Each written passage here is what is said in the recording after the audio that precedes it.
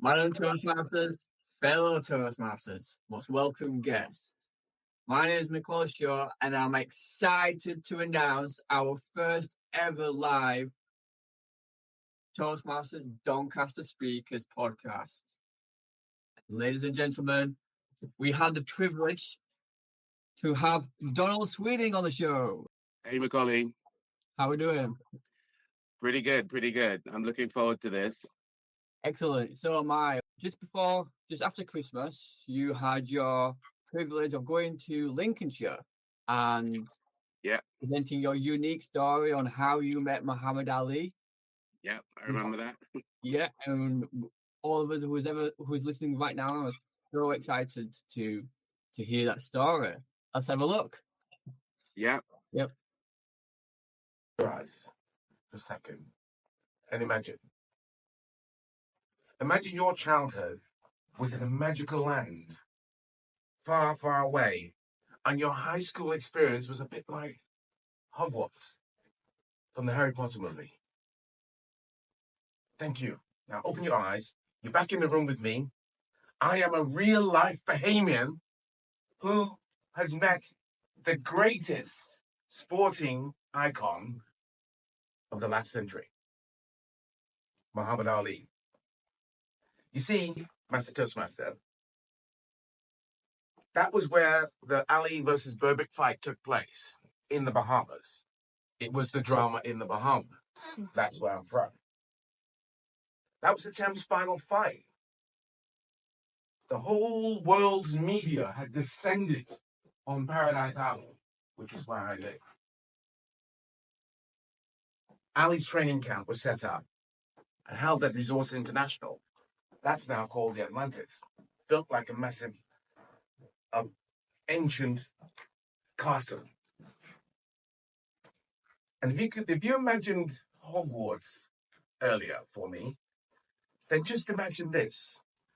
A scrawny little kid, 13 years old, not at school, but his parents didn't know. I was in my playground, meeting holidaymakers from all over the world, making new friends with each new batch of tourists that descended on our shores. This was my paradise. Life was good. It was part of my early education in life, and I knew inside I was destined for greatness. But on this fateful day, I was doing my thing, mingling with the tourists, getting to know them, showing them around, telling them all the wonderful things that they can do to enjoy their experience in the Bahamas. That was the beginning of a career that I eventually ended up in, which was called a Bahama host, because you end up as an ambassador for the country by helping tourists to enjoy themselves. Then it was time for lunch that day. You see, at 1 p.m., there's a change of shift in the kitchen. All the chefs that work the morning shift goes home, and the afternoon shift comes in. If you got there at exactly 1:45, before the new chef takes over the shift, all the meals that was cooked and put in the heater cabinet in reserve for room service to cool down to order a meal, all those meals had to be taken away and new ones put in for the afternoon service. What a waste. Me and my mates, we knew this, so we knew that by getting there exactly at the right time, we could liberate some amazing gourmet dishes. Imagine a filet mignon is going to go into the bin. Sacrilege. Couldn't let that happen. So all the food that was there, it was all you can eat, or as much as you can carry away to save it from going into the bin.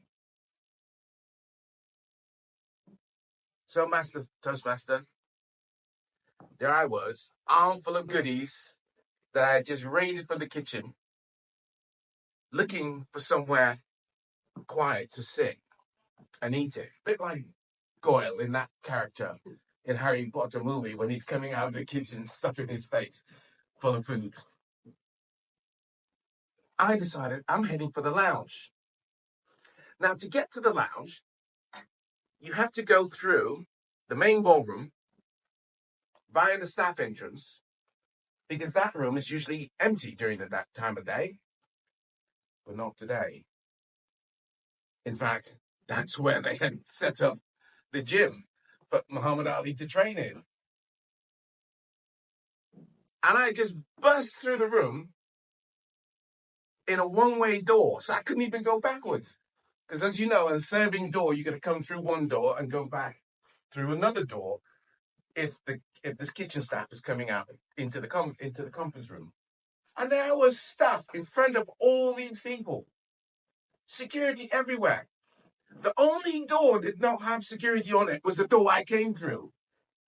And they noticed me. Oh dear. Whatever shall I do? This whole building was on lockdown. No entry. Only by VIPs or the members of the press. Oops. I was caught red-handed. Underage, in school uniform, and trespassing on the property of this resort. Plus, in their eyes, I was stealing food. Never mind the fact that the chefs had said I was okay to take them. I was done for. Suddenly, my future did not look so bright. If I got a criminal conviction for trespassing, theft, breach of security, and whatever else they can imagine to throw at me, I would never get a job in the travel industry. Or I would never be able to travel to America or anywhere else in the world because I got a criminal record. That was my dream one day.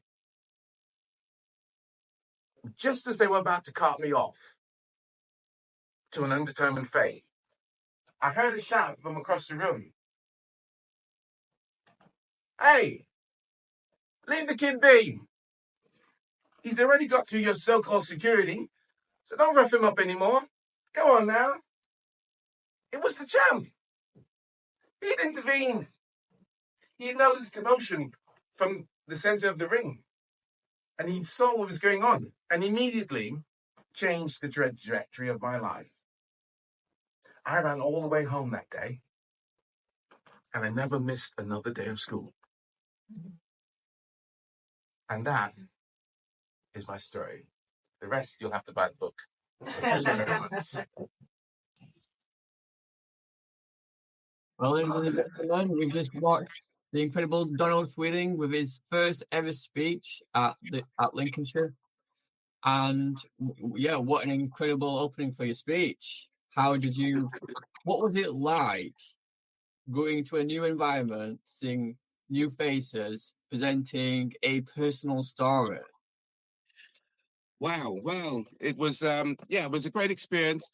I'm a member of 3 different Toastmasters clubs, both Sheffield, Doncaster, and now Lincoln. So I move around quite often to the different clubs, helping out, doing my roles in those clubs, and presenting a speech whenever I get a chance to. Lincoln is a little bit more laid back than the other ones, which are a little bit more formal, and things done a little bit more casually there. So it was great connecting with the people of Lincoln and the Lincolnshire area. It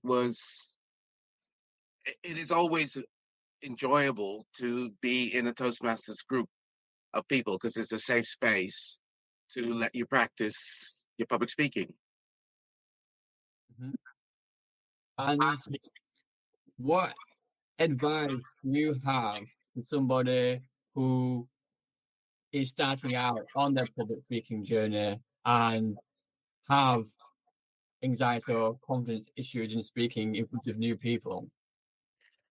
Well, that's it, you see. The fear of public speaking is one of the greatest phobias that we have as human beings.